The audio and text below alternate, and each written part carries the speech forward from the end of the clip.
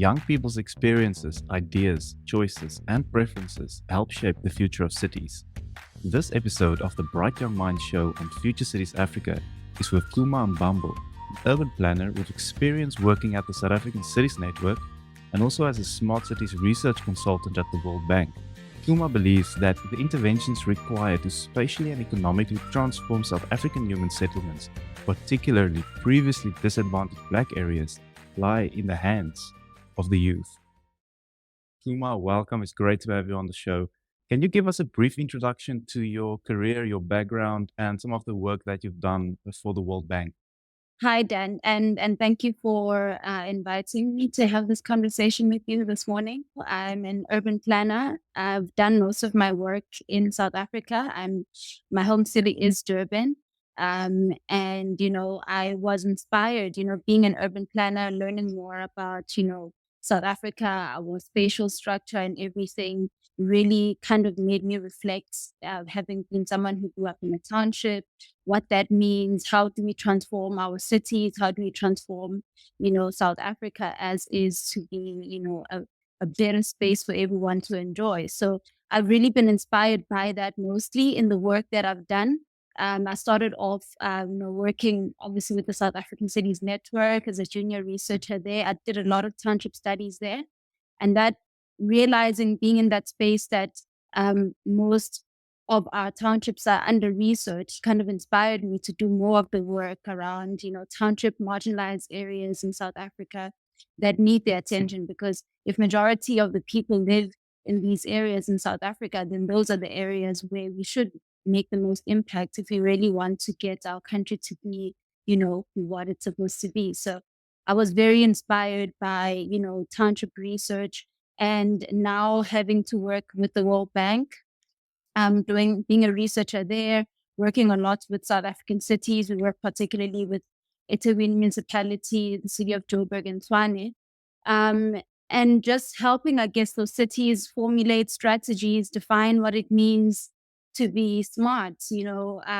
because that's also very ambiguous at this point. But how do we make the smart city approach very meaningful for a South African country?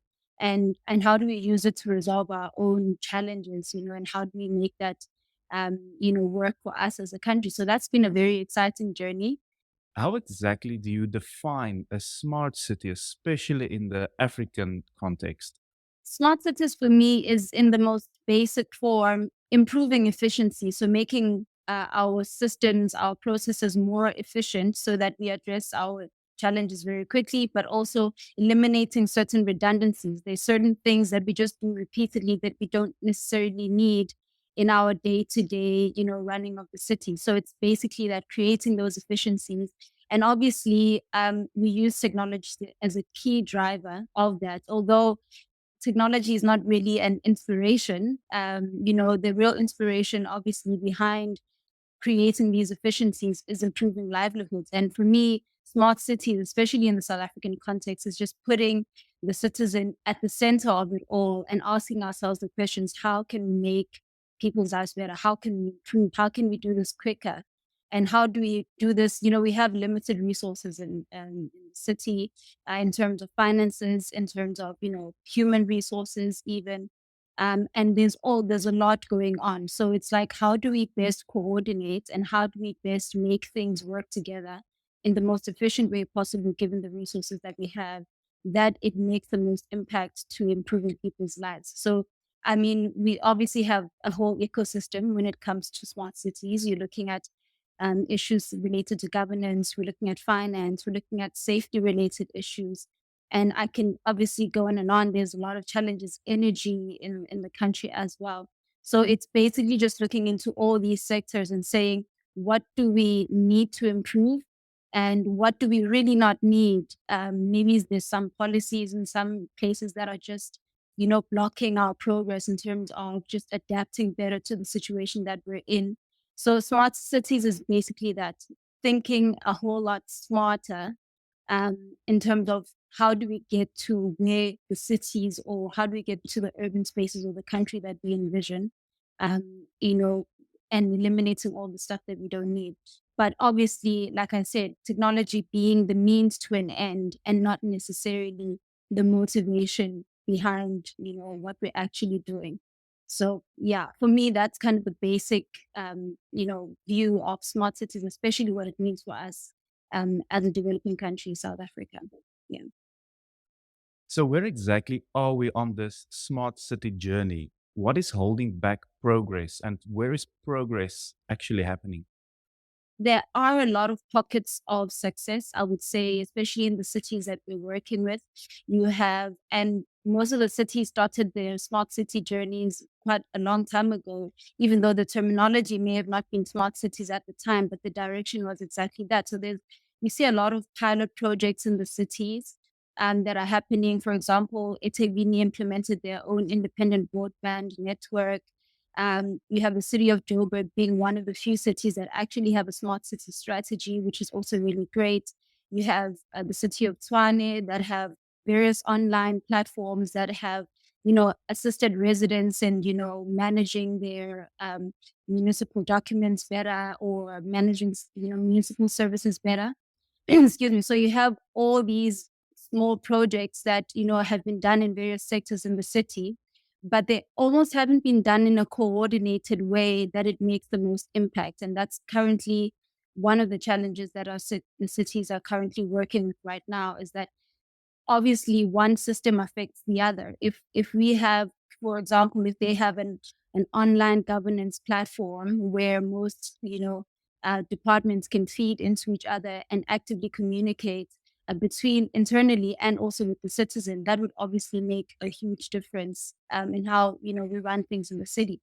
But just the coordination around that has been kind of been a challenge for the cities. And one of the reasons for that is because there's a there seems to be a resistance to change. So there's just a traditional thing, the way that things have always been done, and don't really like change, or maybe they don't believe in the change. We're not quite sure what it is, especially if that is not backed up by city leadership. So if there's no leader that's kind of a driving force to say, look, this is the direction that we're supposed to be taking in, let's all hold hands together and adapt to this change. Nobody's going to want to go that direction voluntarily. People are quite comfortable with where they are. Maybe they don't believe in the approach. Maybe there's been a lot of approach that have been tried before and they're like, what's the difference with this one? So there really is a resistance to change from the administrative side of the city up to the city leadership, it seems. And it doesn't help with our country. Our municipal local government structures are very volatile. So you might get the buy-in of one leader today, and then tomorrow the leader is not there, and you have to start over because with every leader comes a new priority, and now you have to rebrief. And maybe that's not a priority for the incoming leader; they have something else in their mind. So it's almost like there's also that in the way. So the continuity of the smart city work is always threatened by these ever changing, environments in the city environment. And that obviously affects, us moving forward with the approach. And also with funding, most of the cities will obviously, mention this as one of the major challenges. New solutions need funding one way or the other, and they need to be backing. And again, leadership plays a crucial role in that, especially in the decision making process of what do we end up implementing. And just besides that, even when we say implement smart city processes, I think what people don't understand as well is that part of being smart is being able to adapt over time. So people think that we're just working towards a destination of a sort, but also a huge part of being smart is saying, once we thought we were going a particular direction, but if it's not working, then let's find a way to quickly regroup and find a way that does. So the idea of just not being able to adapt quickly or not being able to adapt at all is definitely hindering the cities in terms of making the required changes to just, achieve, the smart phase or the smart status eventually, which is what they're all, looking towards achieving.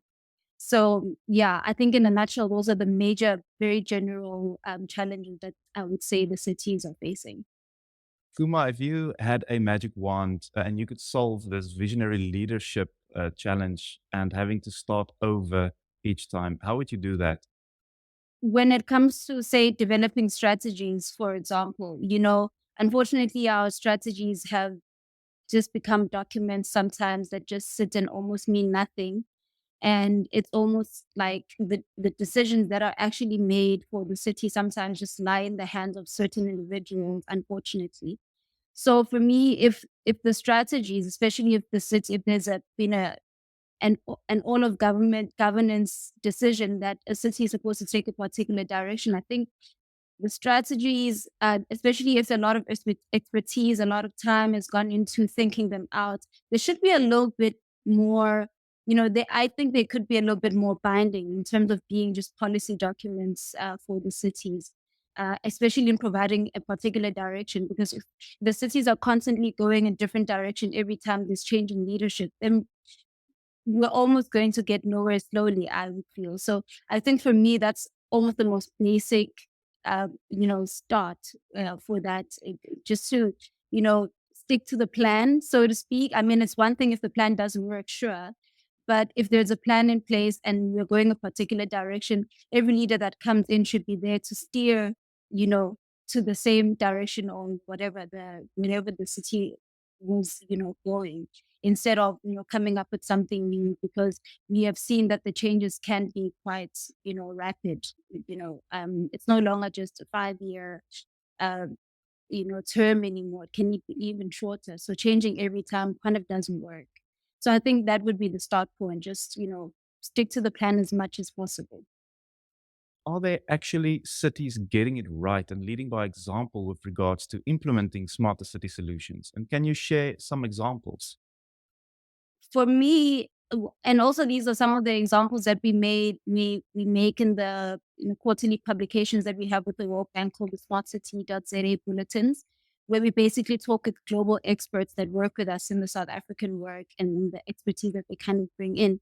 So one of the examples that they made, for example, for the safety sector, if you look at Colombia, which was, known to be, one of the most dangerous cities in the world at some point, Colombia kind of broke down, and they also took a smart city approach, but they broke down the issue to, okay, it's not just a, policing issue. We don't need the police, we don't need the army necessarily, but let's start it at ground level. They started looking at their safety issue from a community perspective and from a family perspective to say, well, safety is a community issue, and we should get everybody involved from the ground up in terms of fighting the safety issue. And right now, they're not even in the top 100 of the most dangerous cities in the world because of the work and the very different approach that they took.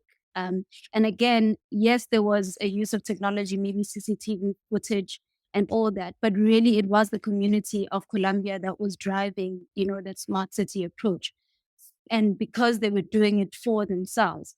And again, if you look at the issue of Kenya and their load shedding issues, they had load shedding not so long ago, maybe around early 2000s. Very same issues, a very same situation that we're at now. But one of their key policies into eradicating their load shedding was approaching load shedding as a social issue. Because again, they said, well, look, there's a whole ecosystem that's affected if we don't fix the energy, issue. We have our economy that's dying. Our safety is going to be impacted. It's also going to impact education. How are people going to learn if there's no electricity? And they started approaching it from a social perspective. And now they don't even have a fraction of the load shedding that we experience as a country. So I think I make these examples specifically to highlight that, you know, smart cities are more about the cause or the motive and less about the technology or I mean, obviously using data, and it helps to, to identify the key points, where should we focus ourselves. But the most important thing is the motive. What's motivating us to achieve something? And let's start from there, basically, to point us towards that direction. Just because we're taking smart cities doesn't mean that now we have to do something foreign. It's just using a different approach to, basically try and resolve the same old problems that we've always had.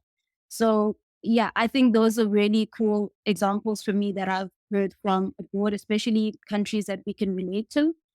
Just to say that there really isn't any, it's nothing magical. It's not rocket science that they came up with, but it's really just focusing your issues to what you really want to achieve as a country.